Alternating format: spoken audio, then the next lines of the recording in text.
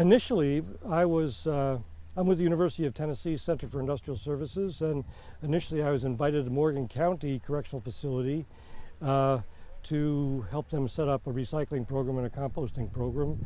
And then that information worked its way to Nashville, and I was invited here to do the same thing with the concentration on setting up a composting program for the 5 facilities here at River Bend.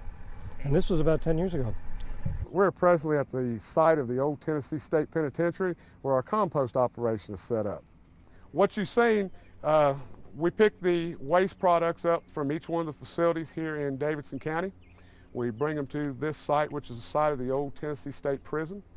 The barrels that you've seen being dumped out was the waste products from the different facilities. It is placed on the pad that you see behind me.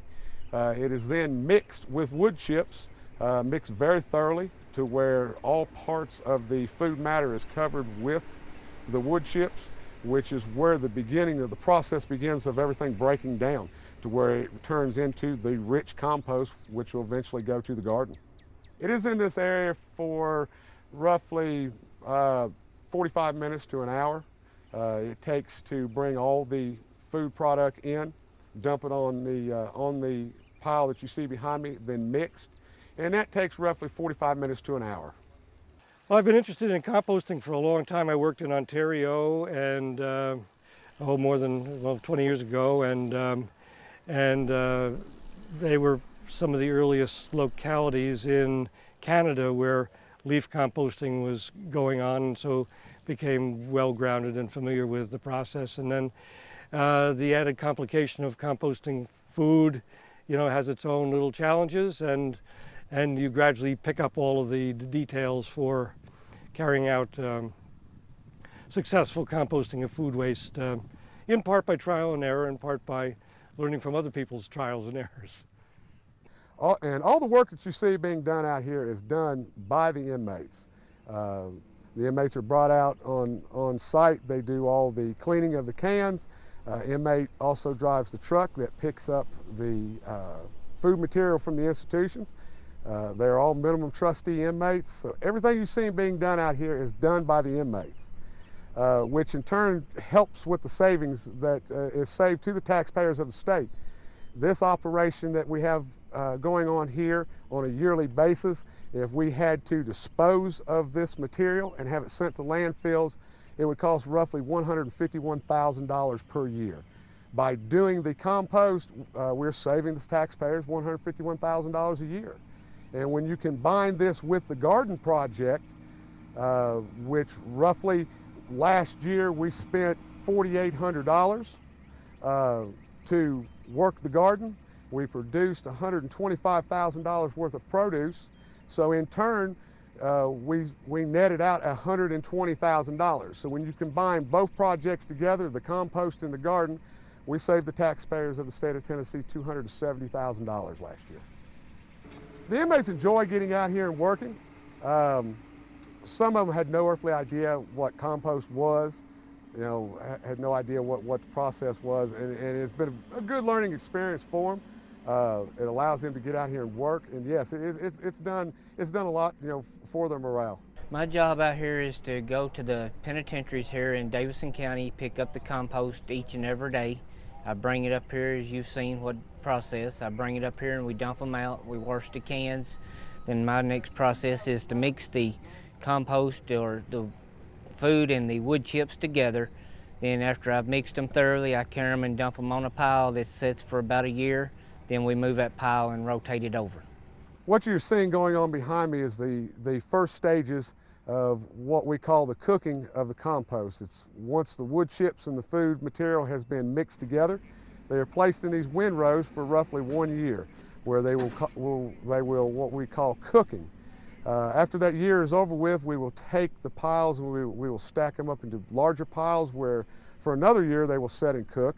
And at that time they will be moved to the garden area, where we will be placing it on the garden as basically a replacement for fertilizer. we're roughly 60% organic in our garden area, and we're trying to make that even more than that, where we're using less fertilizers and using this compost, to grow our plants. One of the biggest challenges that we have faced out here was birds. And with the help of Dr. Bugellen from the University of Tennessee, what we simply done is we started putting more wood chips onto the piles. It comes down to, if they can't see it, they can't smell it, they're not going to bother it. And it has worked. As you can see around us, there's very few birds around. So, and with John C. Toon Airport being as close vicinity as it is, really don't need a lot of birds in the area. So, that's what we tried, and it worked. If you know the process is working correctly, you should be able to smell nothing but wood chips. It should have a very earthy smell to it. You should be able to smell the fresh wood chips that have just been brought in. Should not have any type of sour smell.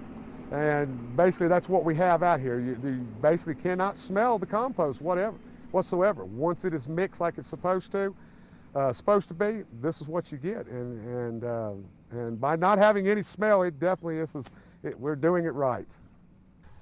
Initially, I wrote down everything for Bobby so he had a reference of what to do, the steps, simplified the steps without going into a lot of scientific detail. That wasn't, that didn't enter into the question. You just have to know what to do, what to look for, what to avoid, and Bob's your uncle.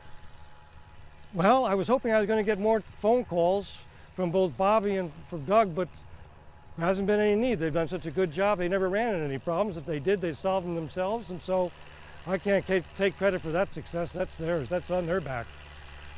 Credit to them. We're now at the Middle Tennessee Regional Garden, which is where the compost is brought once it has gone through its 2-year cycle up at the old prison. What you see going on behind me, directly behind me, is where we have planted green onions.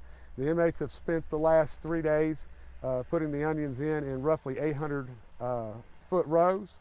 It takes roughly 2 32-pound bags to fill each one of these rows. Also at the present time, we are planting cabbage, and we're working in the compost that we had moved from the old prison site down here. We're actually working that into the ground right now. A lot of the guys have never been through the process of growing food. I've had comments in the past where people said it amazed them what it took to actually put something in the ground, produce it, and get it out to where it actually would go to Kroger's. And the type of appreciation they had got for what it actually took to get their food. It's satisfying to know that you get to sit down and eat something that you've helped produce, and goes back to a good benefit after what waste is left then. It has been a huge success thanks to Bobby Prosser and of course Doug Griffith and the inmates who have been part of the program. And one of the really neat things is that they're using the compost that they're generating at the site that you visited before here to feed the inmates, saving, well, Doug gave you the numbers, hundreds of thousands of dollars, and avoided disposal costs. I mean, it's just a really nice closed loop story. The food that's generated here is part of the waste stream that is composted, that goes back onto the fields to generate more food. It's kind of it's a good cycle of nature exhibited right here at this correctional facility.